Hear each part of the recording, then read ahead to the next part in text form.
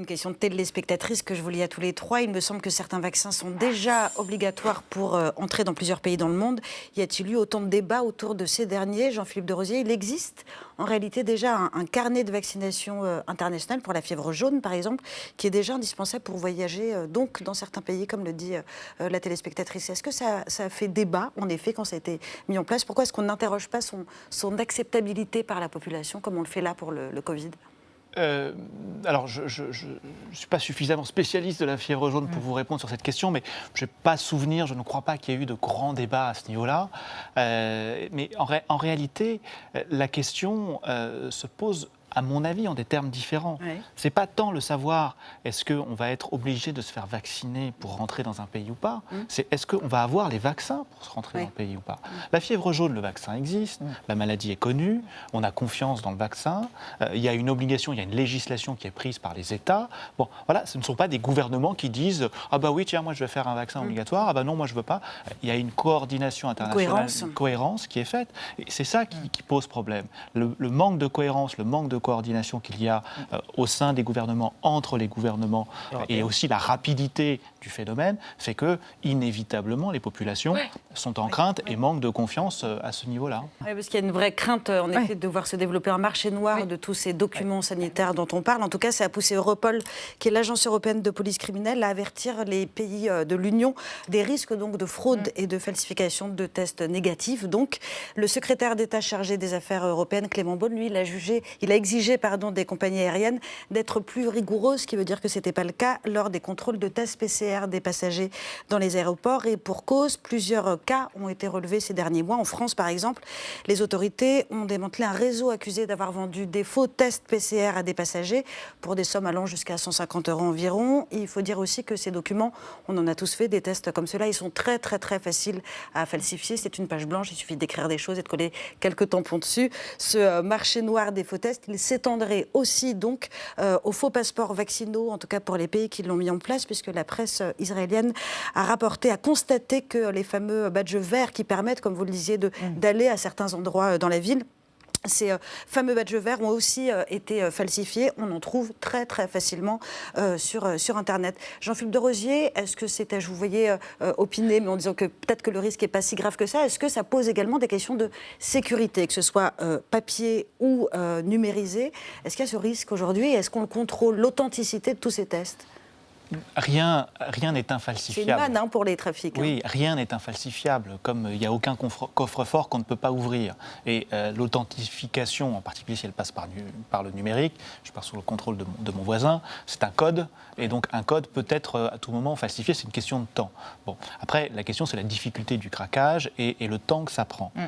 Moi, ce qui m'importe, pour faire le lien avec le début de notre débat, c'est la confiance de la population. Est-ce qu'elle va avoir confiance dans ce processus ou non? Je ne sais pas si vous avez remarqué, il y a un glissement sémantique dans ce que l'on parle, dans ce dont on parle. Passeport vaccinal ou passeport sanitaire, c'est pas la même chose. C'est pas nous, le passeport, oui, non, mais j'entends bien. Mais le passeport vaccinal, on ne parle que du vaccin, et le passeport sanitaire, effectivement, on parle également des tests. Et je pense que la question de la confiance de la population, elle est là aussi, parce que le test me paraît, je parle sous le contrôle également des spécialistes médicaux, me paraît moins fiable que les vaccins.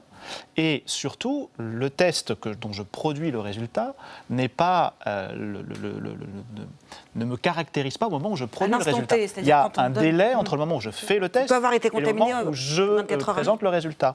Et donc là, effectivement, il peut y avoir une contamination et donc un risque pour les populations qui m'entourent, les personnes qui sont autour de moi. Je peux venir sur ce plateau avec un test négatif, mais l'avoir contracté en venant. Ou, voilà. Et donc, c'est cela, tous ces risques-là ne sont pas là pour entretenir cette confiance, inspirer cette confiance. La confiance, c'est difficile parce qu'elle ne se décrète pas, elle s'inspire. Et donc, il faut qu'il y ait les mécanismes qui, effectivement, suscitent l'adhésion de la population. Et je pense que ce glissement sémantique, cette différence entre le vaccin, les tests, autre chose, la falsification, n'est pas là pour inspirer la confiance. Fabrice Ebel, vous parliez quand même de liberté, puisque c'est aussi ça l'objet de notre débat. Vous parlez de Microsoft, c'est assez impressionnant ce que vous avez dit. Quelque part, on se dit finalement que ce pass, c'est pas grand-chose. Et que rien du tout par rapport à ce qui est entre nous. Il n'y aura pas ce que vous avez décrit. C'est qu'il n'y aura pas de débat juridique, si je vous entends bien. Il n'y aura pas de manifestation et puis contre ce projet qui doit être, je le rappelle, validé quand même par le Parlement. Ça ne vous aura pas échappé, mais il n'y a pas vraiment de Parlement Parlement depuis un certain temps. Hein. On est aujourd'hui, on Mais il y a des fonctionne mouvements dans quand même. un État éthéré où fondamentalement tout se décide à huis clos, sans le moindre rapport, sans le moindre compte-rendu et sans la moindre responsabilité. Donc c'est terminé depuis déjà plusieurs mois, le Parlement. On est passé à autre chose. Alors donc, pour vous, il y a un risque juridique, ça existe quand même, ou non? Ou finalement, ça va passer comme... Je pense que ça va passer sans problème. Il va y avoir évidemment des batailles juridiques. C'est pas ce que vous pense votre voisin, visiblement. Ou est-ce que vous pensez que ça peut être déclaré anticonstitutionnel ou pas, Jean-Philippe Norazier? Anticonstitutionnel, tout dépend de la façon dont on l'introduit. Ici, c'est une décision unilatérale qui, effectivement, restreint de façon disproportionnée les droits et libertés. On ne sait pas trop ce qu'il y a dedans encore, donc c'est difficile de parler dans le vide. Là, ce ne sera pas possible. Je ne peux pas rester complètement muet à ce que dit mon voisin. Il n'y a plus de Parlement. Effectivement, le Parlement est un petit peu mis à mal, un petit peu bâillonné depuis quelque temps. Il y a quand même une deuxième chambre qu'on oublie un peu trop souvent qui s'appelle le Sénat, qui fait quand même un travail de contre-pouvoir, sans doute pas à la hauteur de ce que pourrait faire le Parlement s'il se travaillait conjointement, mais essaye quand même d'alerter et de freiner les ardeurs et le soutien aveugle de la majorité à l'Assemblée nationale. Alors, Jean-Philippe Norazier, pour revenir à ce que vous disiez tout à l'heure, c'est vrai qu'on choisit d'aller sur Facebook, on ne choisira pas forcément d'avoir ce pass sanitaire. C'est là que notre liberté s'arrête. C'est ça qui vous inquiète. Si, on pourra choisir de l'avoir ou pas. Mais si on l'a pas, on devra faire un test PCR. Donc on aura de toute façon une obligation. Donc c'est une obligation vaccinale déguisée, mais en tous les cas, vous dites que c'est une restriction de liberté. Ah bah absolument. Dans tous les cas. Oui, mais en même temps, c'est la garantie aussi de pouvoir avoir une liberté, mais comme disait Slimane Telli. La restriction d'une liberté n'est pas problématique en soi. Toutes nos libertés sont restreintes. C'est la proportion. La liberté d'expression est restreinte, la liberté d'aller et venir est restreinte. Je ne peux pas me balader dans la rue comme je veux, je ne peux pas dire ce que je souhaite. La question, c'est pour quelles raisons ?